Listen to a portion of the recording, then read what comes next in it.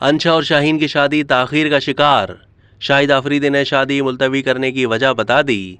Pakistan cricket team के साबिक कप्तान शाहिद आफरीदी ने अपनी बेटी अंशा और क्रिकेटर शाहीन आफरीदी की शादी मुलतवी करने की वजह बता दी। निजी चैनल की मेज़बान सवेरा पाशा ने बेटी की शादी के हवाले से सवाल किया कि ईद उल फितर पर जब मेरी आपसे और शाहीन से गुफ्तगू हुई थी तो उस वक्त आपने बताया था कि अंशा की रुखसती सितंबर में होगी, लेकिन अब चूंकि एशिया कप है इसलिए शादी ताखीर से होती नजर आ रही है। शाहिद आफरीदी ने कहा है कि शाहीन शाह आफरीदी और अंशा की शादी एशिया कप के बाइस मुलतवी करनी पड़ेगी। उन्होंने बताया कि तारीख का मुझे इल्म था और महीना मैंने सिर्फ आपको बताया था।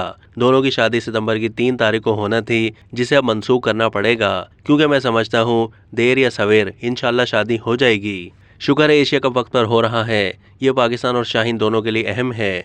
इंशाल्लाह शादी की तारीख आगे पीछे करनी पड़ेगी। सवेरा पाशा ने फिर सवाल किया कि एशिया कप के फौरन बाद भारत में वर्ल्ड कप होना है, तो क्या हम समझें कि अंशा और शाहीन की शादी नवंबर के इख्तिताम या दिसंबर के आगाज़ में होगी? शाहिद आफरीदी ने जवाब दिया कि बस जैसे ही एशिया कप का ऊंट एक तरफ बैठ गया है वैसे ही ये भी बैठ जाएगा।